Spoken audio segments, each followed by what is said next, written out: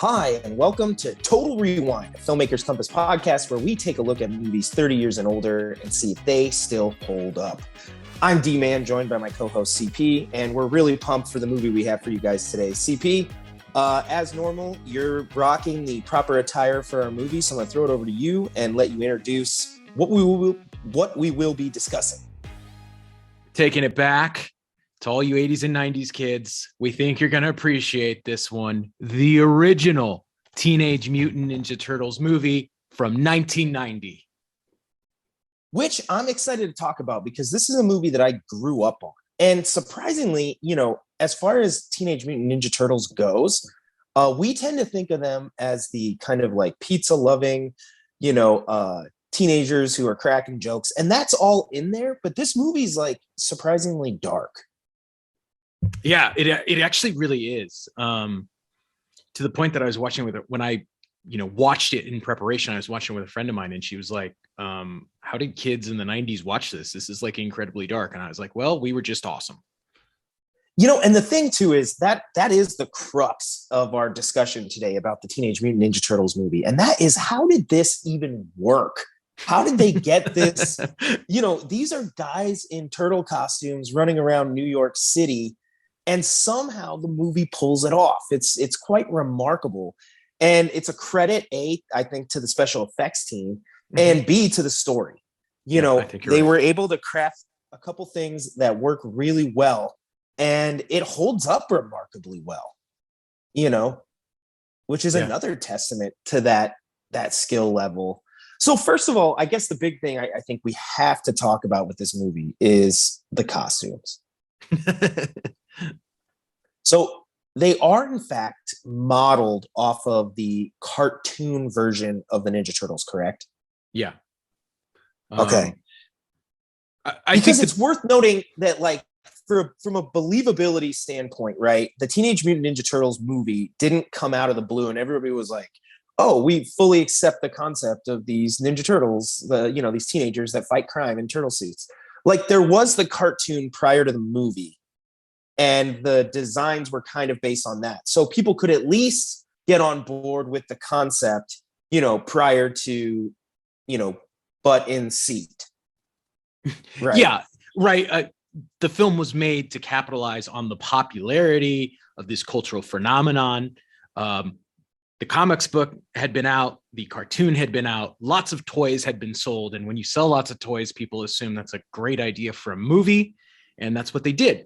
Can we make note too that the original comic line, I mean, if you're a comic collector, if you have any of those original prints from like the early 80s Teenage Mutant Ninja Turtle line, you are sitting on a gold mine. Yeah. Because that's like the perfect combination, right?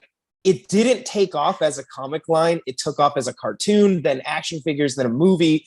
And if you have some of those early prints, I mean, wow. That's pretty remarkable. Oh yeah. Rich people. But definitely back to the costumes. In the first film, these were the product of Jim Henson and his team of master puppeteers who, well, if you know anything about puppetry work, you know who Jim Henson is. Yes. Puppets. Unlike the two following films where they tried to make the turtles a little more quote unquote real looking, these costumes, as you said, were based off of the initial kind of cartoon look with the wider faces, the big mouths, which I personally like better because that's more like the turtles as we know them. Well, and if you're watching this podcast as a video, all you got to do is look at CP's shirt and you'll see exactly the model that he's talking about. And that's how they do look. They look fantastic. I mean, the work done here is just top-notch, A+ level. Mm-hmm. Yeah, it's very cool. I mean, shout out to the martial arts guys who were somehow able to do martial arts while wearing those costumes, because every time I watch that as an adult, I'm like, I don't know how these guys can do it. Yeah. And yeah, it's funny too, because there's got to be a natural hesitancy to approaching this project where you're like, can we pull that off? And by that, I mean, like, if you've ever seen like Teenage Mutant Ninja Turtles in concert, or maybe even the, much maligned like live action TV show. I mean, it could have very easily gone that way, which is those costumes do not look realistic or for that matter good at all. It looks like people in costumes. Yeah, right. That's how it looks. And that's how this could have come off. I mean, the whole thing could have tanked. And yet somehow they're able to bring it together. And I think part of it, as we mentioned at the top, is a little bit of that darker tone. So here, I think in the film, they're using a lot more shadows. I feel like the turtles are often operating at night. You see them outside a couple times. But even when Raph goes out into the city, he's dressed in his trench coat and his hat. Yeah. And he's trying to kind of disguise himself a little bit. But they're only outside when Raph's on the roof, and he's technically outside during the day. When they go to the farm, then. Yeah, the farm. Otherwise, I think it's always at night, always shadows.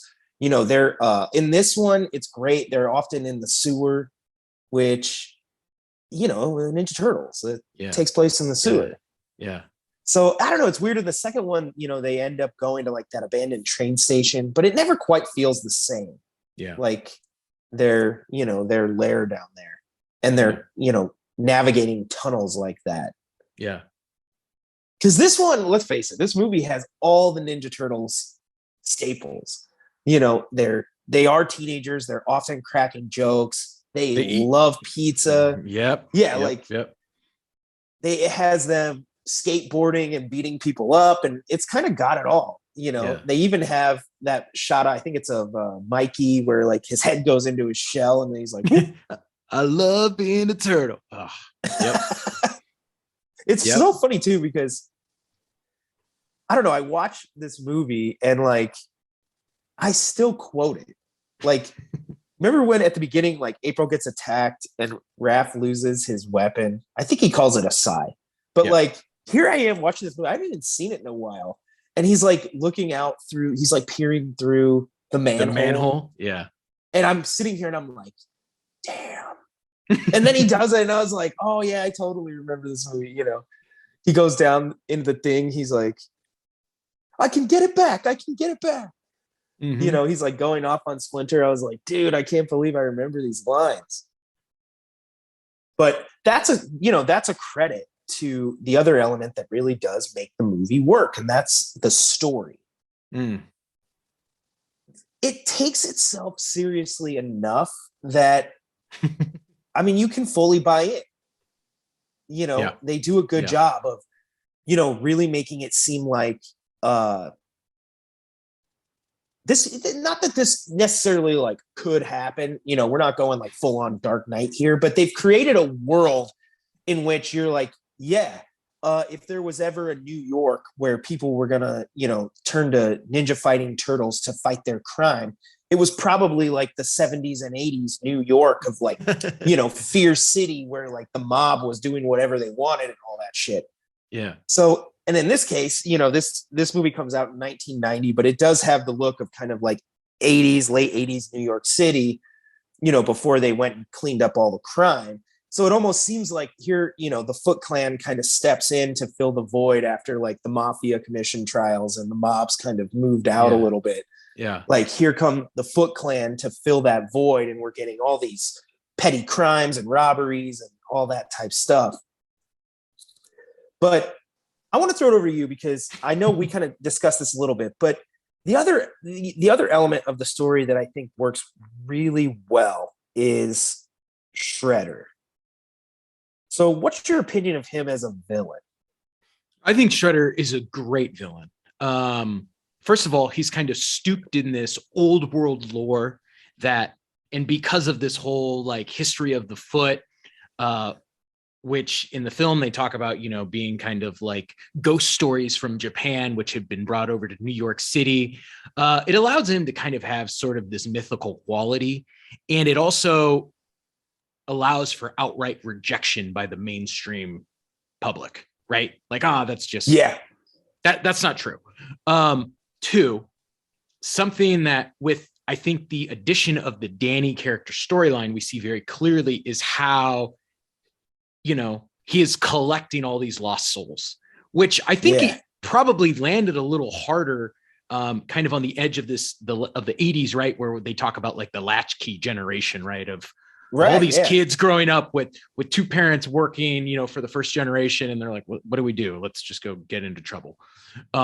I love that scene though, when they go to like the like arcade, and like all the kids are just like smoking cigars, the warehouse, and like playing video games. And I'm like, yeah, that's apparently what people did in the 80s when you wanted to get in trouble.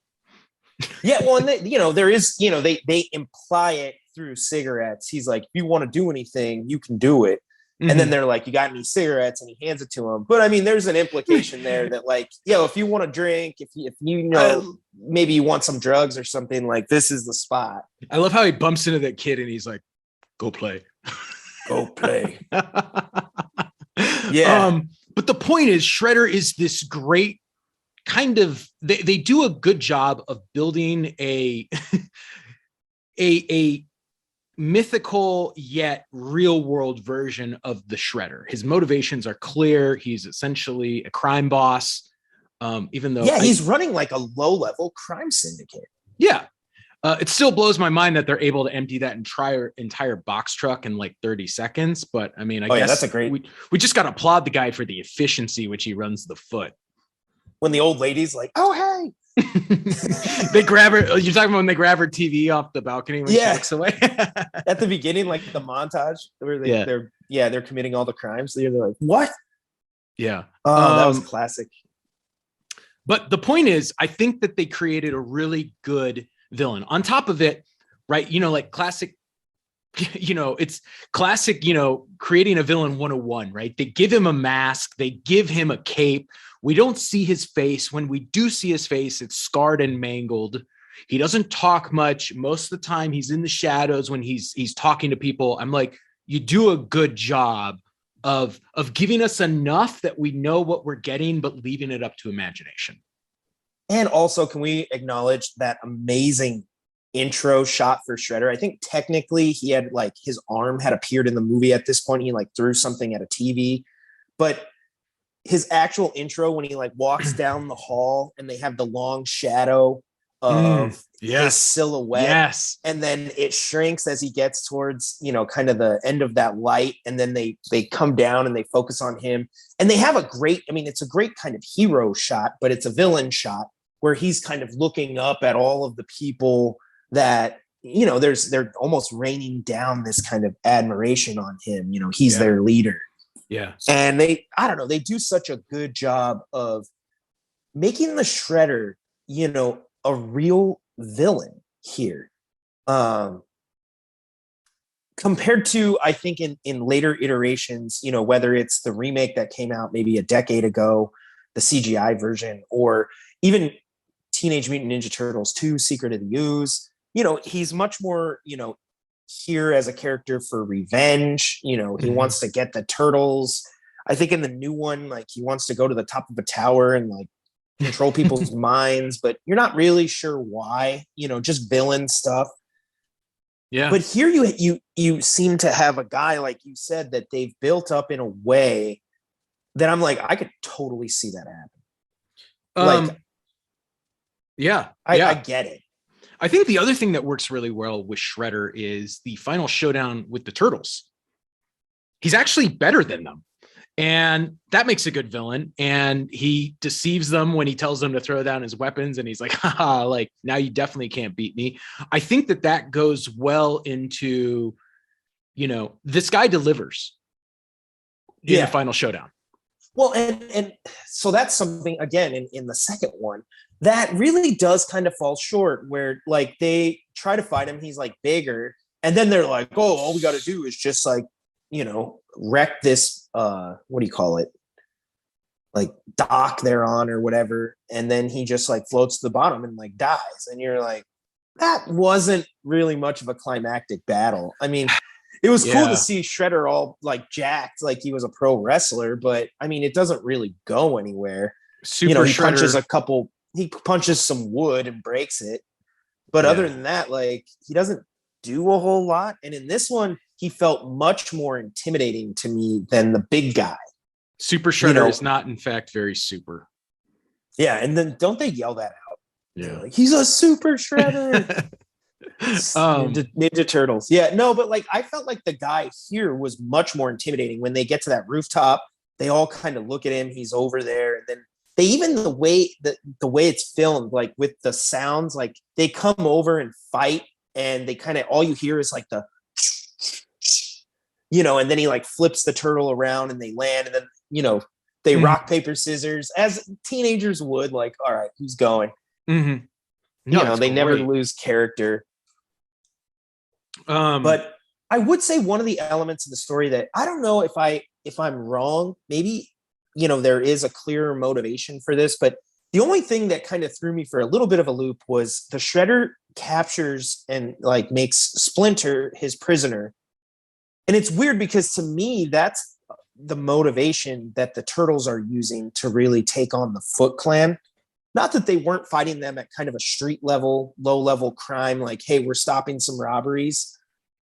But it almost seemed like Shredder kind of brought on their desire to come after him by holding Splinter hostage.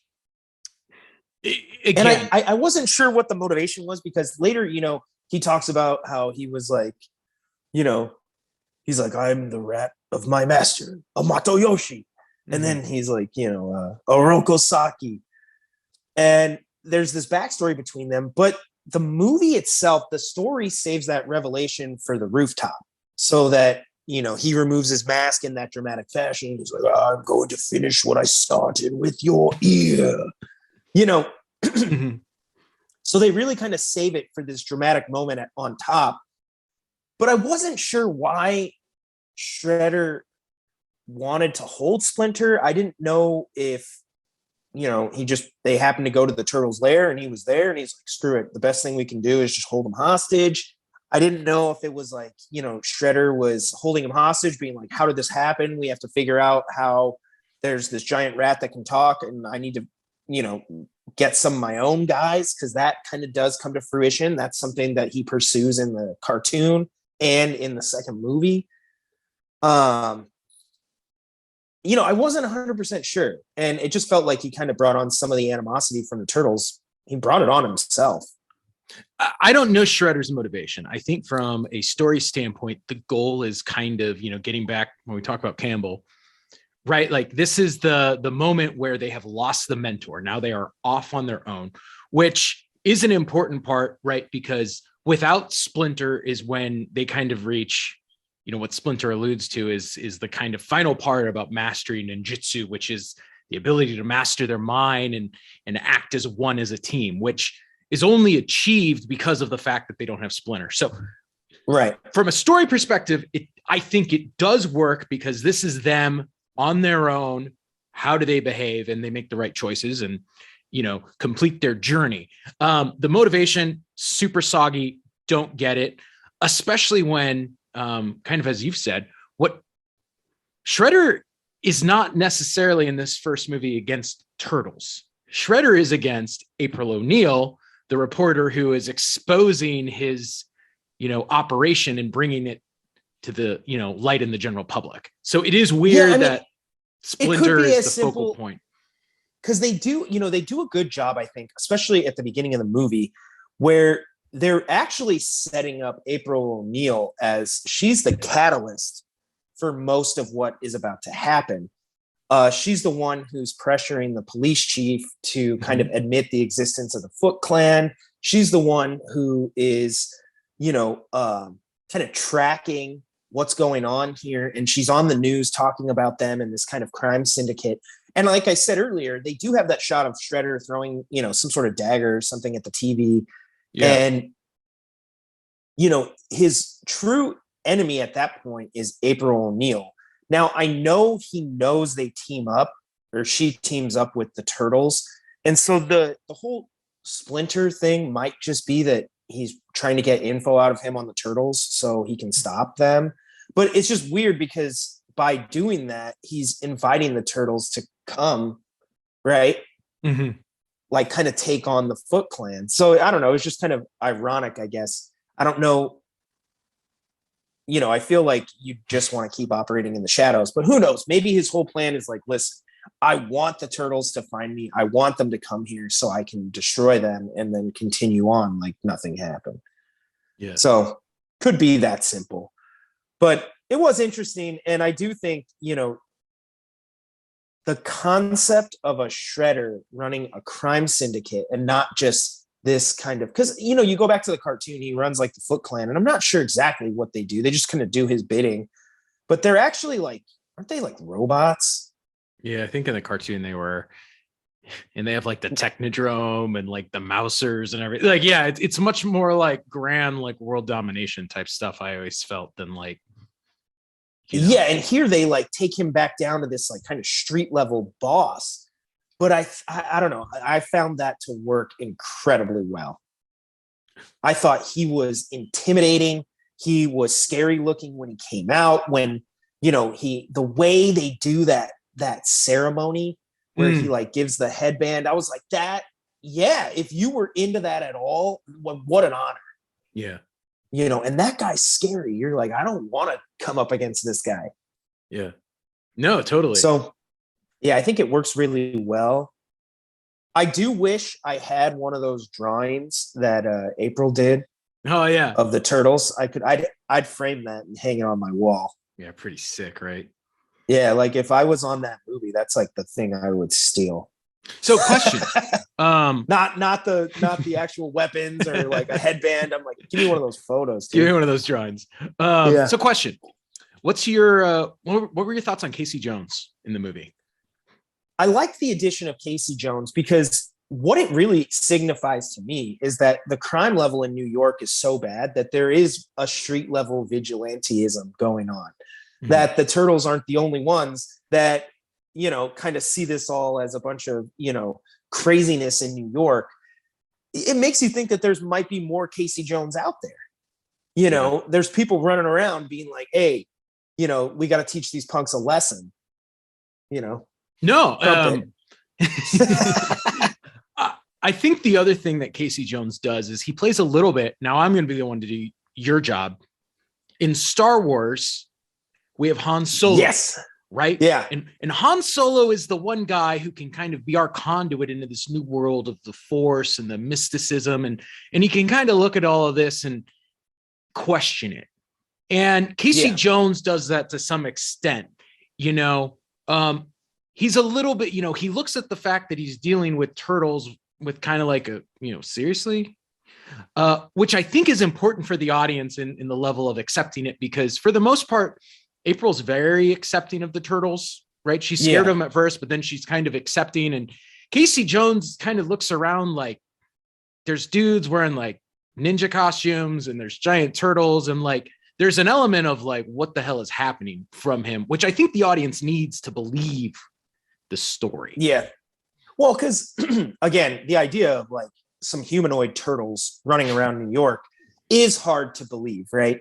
And whether they're CGI, no matter how good the costumes are, whatever. I mean, the concept of that is just something that would be hard for us to wrap our heads around, especially if they're speaking English and talking like, 15-year-olds. So, you kind of need that guy who's like, what is all this nonsense? Like, come on, this is crazy. Yeah, right. But he also, he's funny too. He's a little bit of comic relief. Yep. And the turtles are comic relief. Like, when they're later, they're looking, might be some pizza left, and they do you like penicillin on your pizza? And they do, they do the kind of salute to, it's gone. Yeah. And they're always cracking jokes. I love the scene where they're waiting for the pizza, and he's like 129 and an eighth, and he's like, never pay for late pizza. And the guy's like, oh, come on, like. And then he's like, I need to get another root. Gotta love that scene. No, it's great. So I think Casey adds that level of, comic relief too, where like, he's scared of enclosed spaces, and then he like goes in the truck, and they have this little scene where he's sitting there, and then he's like, these guys scared, me scared, but then he has to open the window because he's like, oh God, I can't breathe. It's too enclosed in here. I love the scene where he goes to get Splinter from Shredder. And he walks up and he just has this look like, yep. it's a giant rat. And he's like, screw it. And he just Yeah, goes and grabs him anyway. But he's got the scene where he's like on the swing bench thing, and then it falls and breaks. Yeah. He uses the golf club later to hit what's his name. Yeah. That's a great scene. Also, did you catch who one of the thugs for the Foot Clan is? Sam Rockwell. No way. Yeah, I think it's like his first guy movie. Who played Bush. Yeah, and he was in. Oh my gosh, I gotta go. Justin Hammer and in Iron Man 2 and Galaxy Quest and all the comedian. Yeah, check it out. Oh wow, yeah, I'll definitely have to check that out. I'm surprised. I know, it's weird looking back. When I think of this movie, the character that gets lost to me is the character of Danny, but he's actually really integral kind of to the story. He's our kind of a vessel that can take us into the Foot Clan with, along with him. That underworld. Yeah. Yeah. Cause they don't just go there without kind of bringing someone from that side in. And then he's kind of double crossing, and they kind of have a good lesson in place about, fathers and sons to mirror Splinter and the Turtles, where here you have this kid who's essentially making the wrong decisions. Right. Yeah. Compared to the Turtles, where Splinter's giving them their warnings about, hey, make sure you guys stay together. And when I'm not around, you have to, have a certain set of values. And, he's a good example of that kind of lost soul. Yeah, exactly. So I did want to note really quick that I don't know why, but one of my all-time favorite scenes in this movie is when Splinter's doing the backstory. And he's like, oh, the turtles got bigger. And then he's like, and then to my surprise, one of them spoke. And then it cuts to them and it's like, pizza. And I'm like, of course it would be. Their first word was pizza. And it's like, it's those moments to me that made me think, I'm like, these filmmakers, they know exactly what they're doing. Exactly. Yeah, they definitely get it.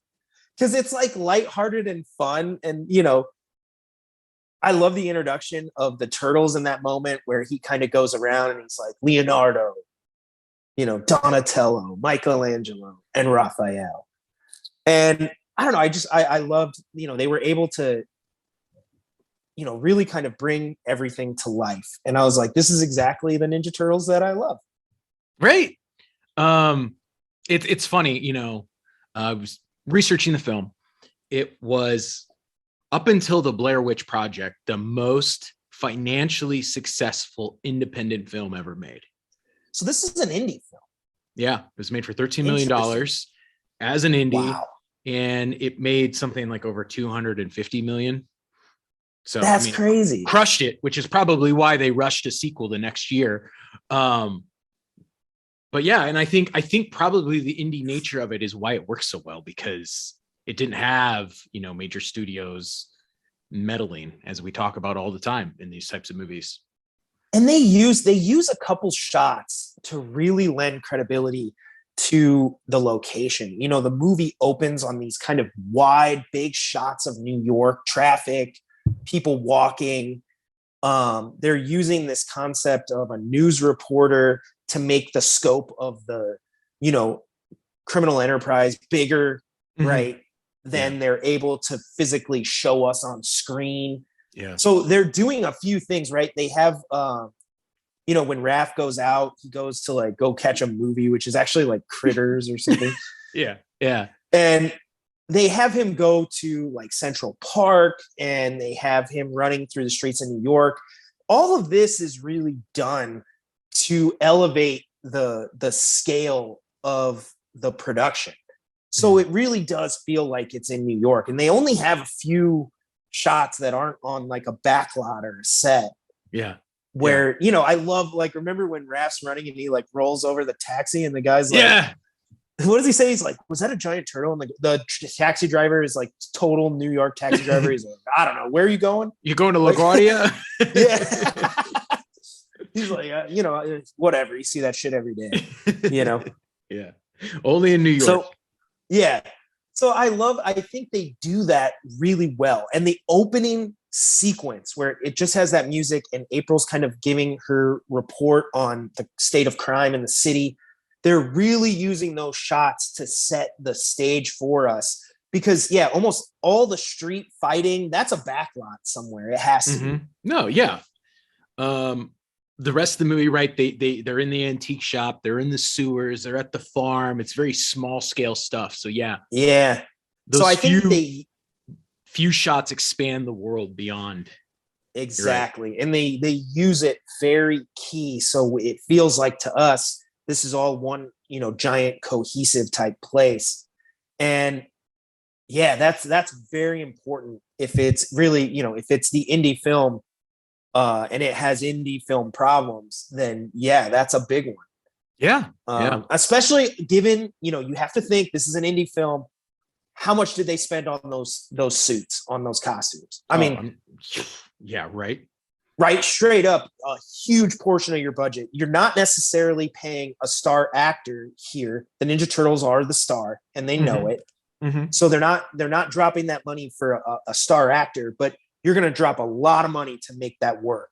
You're like the whole entire film rides on the concept of believability of these being real Ninja Turtles. So secondary, I think, was the sets and the scene and the location, and I think they pull that off. So, and what's also something that's worth noting about this movie? We asked the question at the top of this show, 30 years and older, and do they hold up? And I have to say, from the set design and how New York looks to the costumes, this movie holds up really, really well. Yeah. There were, I still thought it was good, like Splinter in the fire, the effect. Mm-hmm. Trying to think if there was anything that really stood out to me. I mean, the movie's dated. We know it's most likely late 80s, right? Even though it released in 90. We know it's like late 80s New York, but I can't think of anything that really stood out where I was like, ooh, that's not good. No, I mean, I agree. You have to accept the fact that this is done with puppetry. And if you're okay with that, then the rest of the movie works. So, I mean, that is just a huge tip of the cap. We talked before on this show about like 1984's Dune. We talked earlier about, Ninja Turtles Rock and Roll and the TV. I mean, this could have aged just poorly, and it doesn't. No, it looks great. So before we wrap, I know you're a big Ninja Turtle fan. I'm a big Ninja Turtle fan. I assume anyone listening to this episode is a big Ninja Turtle fan. I wanted to play a little Ninja Turtle trivia here. Ooh, right? I don't know if I'm ready. Well, go get your wife. Hopefully, she might be a bigger Turtle fan than both of us. Yeah, hopefully our listeners are. Okay. So, easy one we'll start out with. Who were the creators of the original comic book? It's Eastman and Laird. Boom. Kevin Eastman and Peter Laird. Absolutely right. Yeah. I didn't know their first names, but I do remember that. Do you know the years? Of the year of the comic book? Yeah. I think it was 81. 84. 84. Okay. The cartoon came out in 83. The cartoon that is the original, the greatest cartoon. I thought it came out in 87. What did I say? 83. Oh, I lied. It was 87. I have it right here. I'm just a moron. Oh, I got the cartoon. Yep. 84 for the comic book, 87 for the cartoon. Sorry. Okay. Okay. I knew it was early 80s somewhere. I just wasn't sure what year. In some European countries, what was the name of the Ninja Turtles edited to? Ooh, this I don't know. That's weird that they would, because they're based on, kind of famous Europeans. So what was it? No. It's not the name of the individual turtles. It's them as a group. Oh, okay. I don't know that either. Okay. They were called the Teenage Mutant Hero Turtles. And I believe it's because ninja implied a violent connotation. I mean, they do fight crime using ninja tactics, so it's kind of hard to get away from that. But they were the hero turtles in Europe. It's funny you say that because you might have mentioned it slightly earlier, but when the Ninja Turtles came out, there was a little bit of hoopla around the violence and them using their weapons. Which is why in the second movie, they don't really fight with weapons much. Most of it's hand to hand. Yeah, it's kind of weird. I don't know where that comes from because the movie's not ultra violent. They do use their weapons a little bit. I mean, there's an implication that, if you hit Shredder at the neck with Leo's sword, his head might come off, but it doesn't. Yeah. Well, so much to the point that I think in the UK and Germany, they actually edited out the scenes of Michelangelo using the nunchucks because nunchucks are a banned a banned weapon or whatever. So I thought that was kind of funny. All right, this is going to be a hard one. Okay. What is Casey Jones's first name? It's not Casey? No, that's his middle name. Oh, shoot. I just always thought it was Casey. I thought so too myself. I had to do some digging. It is, in fact, Arnold. Really? Arnold Jones. Yes. No, I didn't know that. I feel like that's something that isn't that a joke in like the third movie? I think so. I don't remember. All right. How about this one? In the shell-shocked episode of what television series do the Turtles appear in the crossover with another teenage hero team? Ooh. Let's see. I'm going back to the early 90s here. It's not Power Rangers.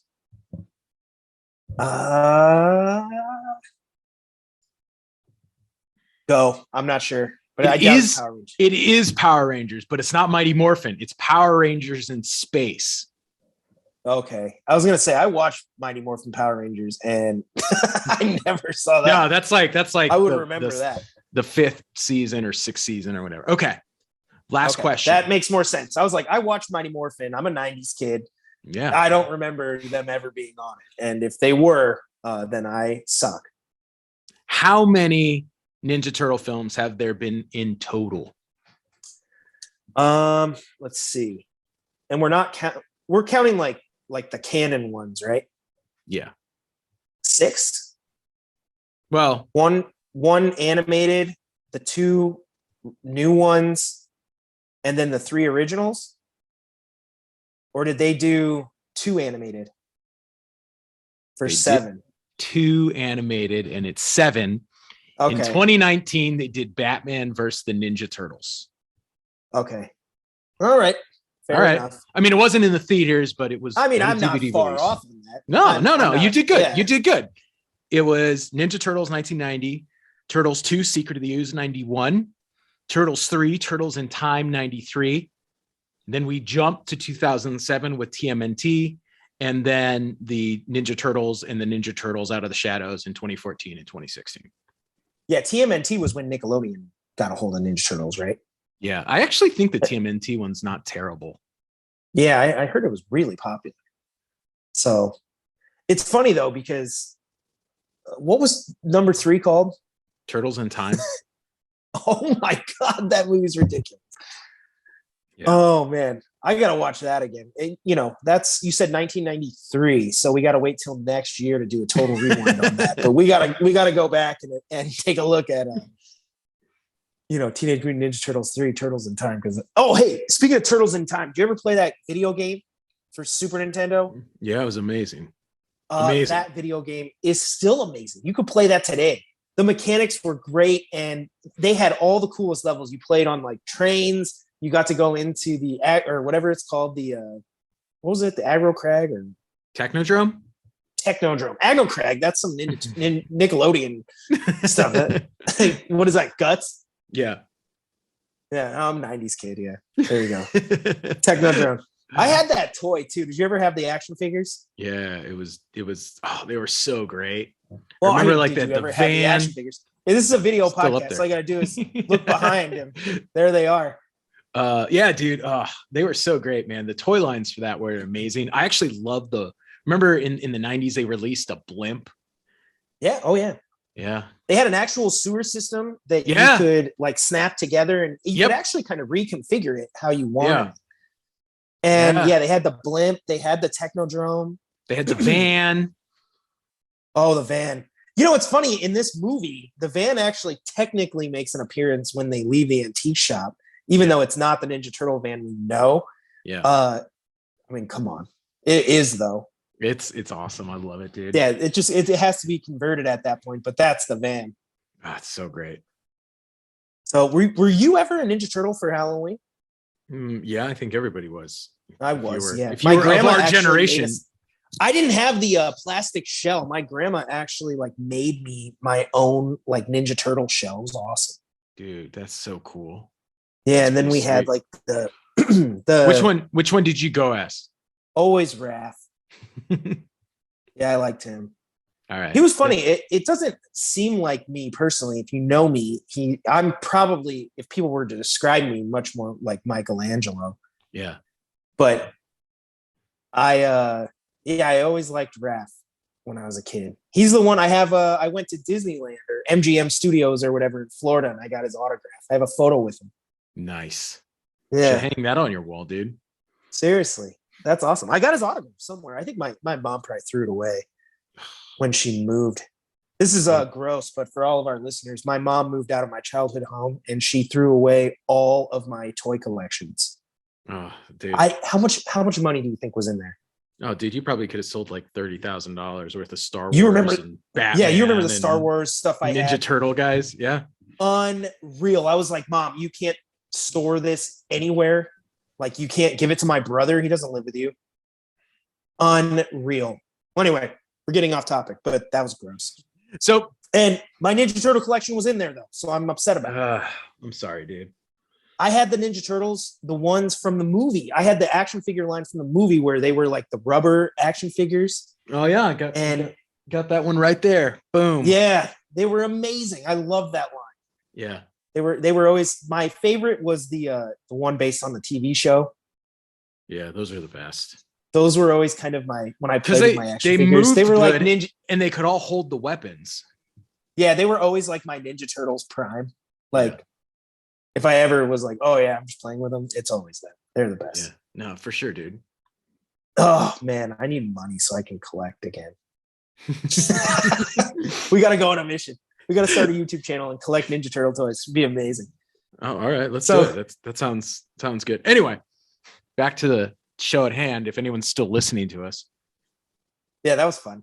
Well, anyway, the question is, does Ninja Turtles hold up? I think we answered it earlier. I think it does surprisingly well. I enjoyed it. It was quotable.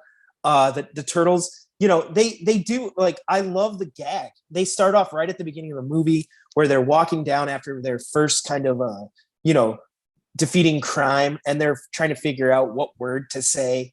And then, at the very end, Splinter steps up and he's like, I have always been partial to Cowabunga. And then they all do it and they're like, Cowabunga. And he's like, I made a funny. It's all there. It works so well. And if you're a fan of the Ninja Turtles, I just can't imagine anyone not liking this movie. But like I said, I think it's remarkable that a bunch of guys in turtle suits holds up, some 30 odd years later. And I love it. I love the movie. It's actually one of my favorite comic book movies. So it was fun to go back and revisit it. It's been a while. Steph and I, my wife, we watched it not long ago, but just to sit down and turn my phone off and be like, let's watch Ninja Turtles was great. Yeah, it's a fun movie. And it's been even more fun. It's more fun to talk about it. I'm having a great time. It is. And I agree. And if you've never seen this movie, I mean, first of all, apparently you've been living under a rock. Watch it. If you don't like the Ninja Turtles, then I don't really value your opinion. So I'm just going to assume everybody loves this movie and should love it. They're so much fun. Like, they actually put in a gag where they have them watching. It's a cartoon rabbit versus a cartoon turtle. And he's like, Come on, are you kidding me? Oh, it's classic. So good. So much fun. I loved watching it and getting to discuss it with you. So to all of our listeners, let's hear your favorite scenes, favorite quotes. Which Ninja Turtle are you? And did you guys ever have the action figures? Because what a great time to be alive as a 90s kid. It was great. As a 90s kid, it's the best. So be sure to keep the conversations going on social media and on our website. You can find us at filmmakerscompass.com, where all of our previous episodes and this one will be listed. So be sure to share the show and leave us a 5-star review if you enjoyed the episode. We always appreciate it and love the feedback. And like I said, keep the conversations going. We'd love to hear from you guys. And, if we do hear, a bunch of comments and stuff, we might add a segment into the episodes where we kind of, let's get a little interactive here. Could be fun. Definitely. So CP, I'll throw it over to you. Take us out. Thanks for hanging out with us and talking about the Ninja Turtles this week. In the meantime, keep watching movies, and we will see you back here next week.